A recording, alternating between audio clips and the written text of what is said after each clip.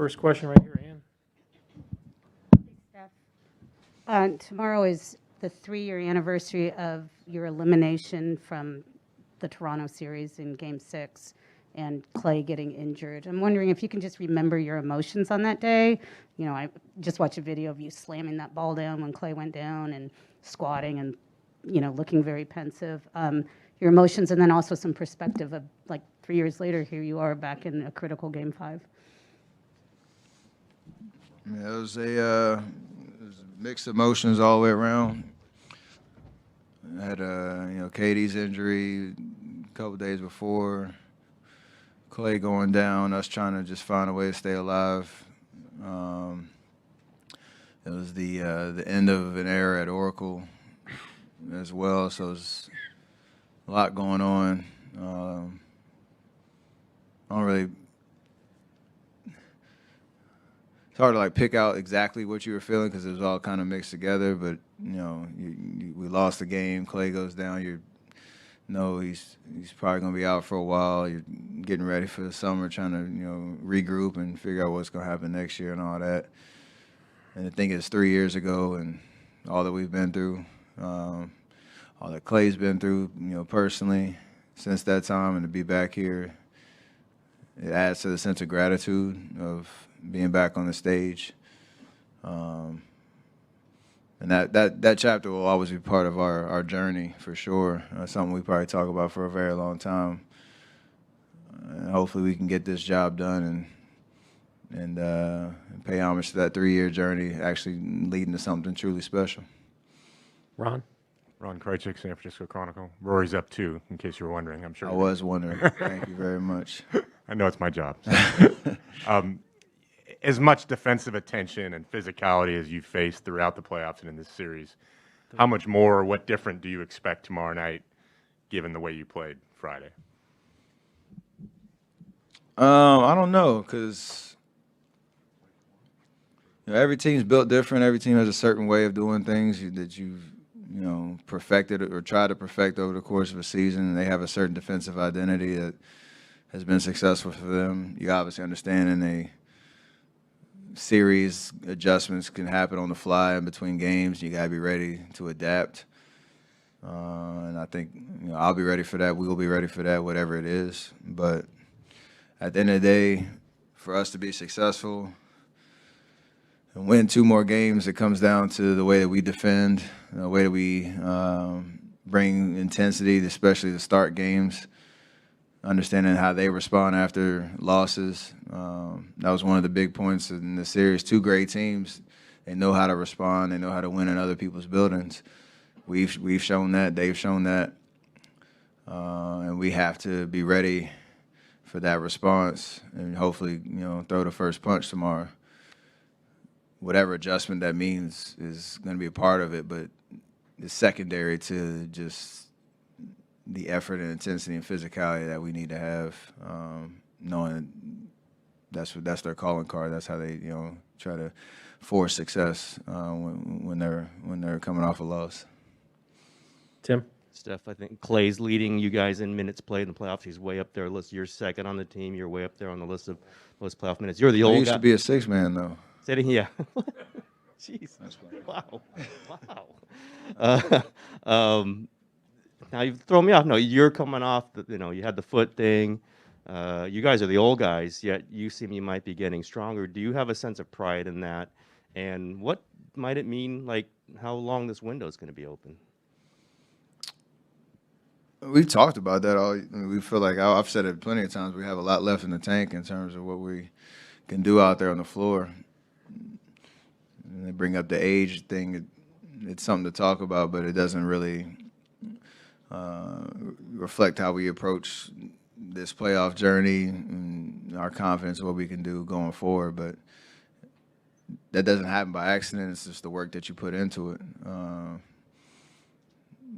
Clay, especially the fact that he was on a minutes restriction for like a month, and slowly got to ramp it up. Every couple weeks leading up to the playoffs, and I think he was so proud of himself that when he first, I think, eclipsed 40 minutes in a regular season game one time. Just the pride of like he's talked about it like a year ago. He wasn't even running, so it speaks to just how much this matters, how important we know the work that goes on behind the scenes is to being ready for whatever happens out there in the games that matter. So we're obviously only worried about right now, but we definitely feel like we have a lot left in the tank. Anthony? Yeah, 2 questions. One quick one. Just how does the foot feel? Great. Any treatment or anything you've needed? Or Always, but yeah. And then on the Draymond, this is obviously a challenge for him offensively in the series with their length, the way they're playing. What is the key to, I guess, thriving better offensively when he's on the floor? It comes down to understanding that we have our certain pep plays and actions that we have done for years and years and years. They've scouted it. They have a certain approach and personnel that's trying to take those away.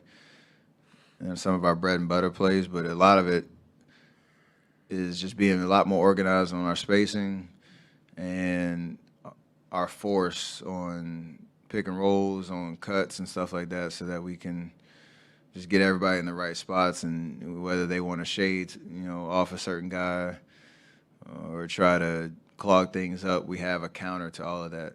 And I think he is going to do an amazing job of adapting and figuring out where he can find his angles, his ways to impact on the offensive end, and that'll again feed off of the way he impacts the game on the defensive end every game. So usually the high IQ guys figure it out, and he's at the top of that list when it comes to understanding the game of basketball. On your left, second row. Hey, Steph, Alex Espinoza with 95.7 The Game. You're 3-0 with those purple shoes. Is there anything to that? Or are you going to bring them back out again at some point? I did not even know that. Yeah. So I appreciate you. I don't know if that messes with the juju on there, if I'm aware of the record. So now I got a lot of different colors, so we'll see. See what happens. God, I got me thinking now, too. Adam, next. Steph, the U.S. Open's obviously in Boston this week.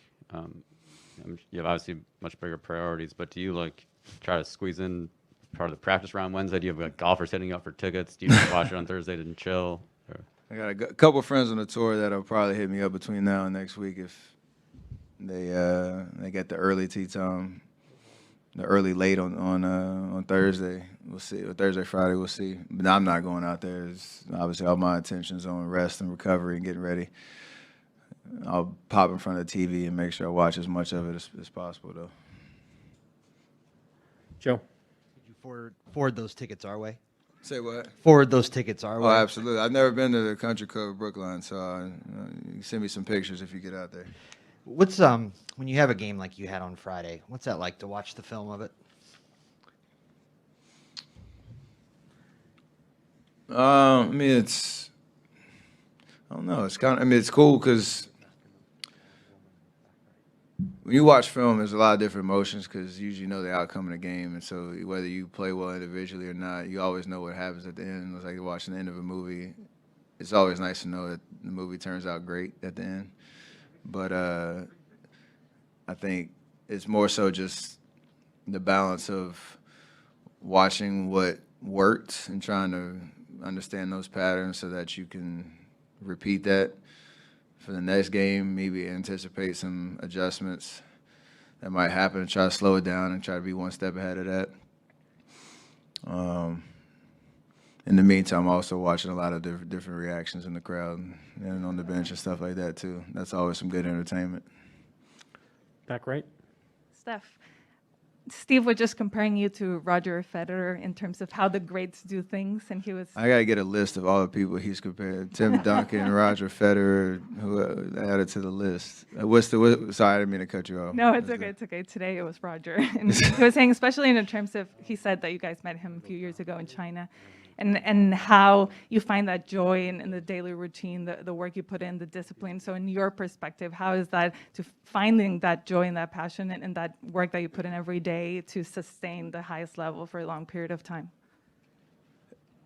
It goes back to just how I started in the game back when I was playing AAU back in the day. I love to work. You kind of get lost in and the sessions you have on the court and practice in the weight room, wherever it is, because you know it's going to lead to you being as prepared as possible for those games. Try to have as much fun as possible. The days that you want to get up and do the work, the days that you don't, days you're tired, all that type of stuff. But it's all built on just my approach, I think, from the time I started, and just trying to carry that every year for as long as I can. And, win, lose, whatever it is, no matter how you play, you have to keep coming back to the well to keep sharpening the toolkit and find ways to evolve your game. That is the hardest part of what we do. I mean, going out there on the floor, everything's more reactive, and you're kind of just living in the competition. But the hardest part of what we do is the grind of the year-long prep that it takes to be great at this level. Davide and Vince, last two. Hey, Steph, Davide Chinellato with Gazzetta in Italy. You're playing in your 6 finals in 8 years. How much has this become routine for you, and how much is, wow, I'm playing for a championship again? You understand I guess the routine of it and the ebbs and flows of game days, off days, media days, travel days, especially how to keep your body prepared on those long east to west coast flights and all that. So that helps with just the experience. Every task is different though when you get out there, because even when we played Cleveland 4 times, it's a different team every year that you had to kind of prepare against. And that's just part of it, and I love every experience at this stage, because there's so much attention on what we do. You understand the whole world's watching you when you're out there on the court, and you're obviously keeping in mind what you're playing for, and be the last team standing. So I love everything about it. Vince?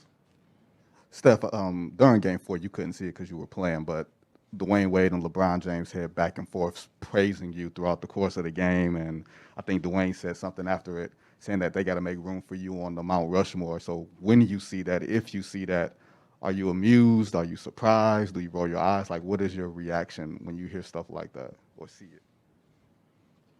Any player would tell you, when you get respect and praise from your colleagues and the guys that have been on this stage and know what this is about, know how hard it is to be at this level and do what we do, that means the world. You obviously want everybody to appreciate what you do and all that, but it hits different when it's people that you looked up to once upon a time, when they were having their first and second experiences, and you're watching them like, I wonder what that's like, and then you have some battles, and for them to go out of their way and speak about your impact on the game and all that type of stuff, it means the world for sure. Because it takes a great to recognize what it takes to do what we do, for sure. Thank you, Steph.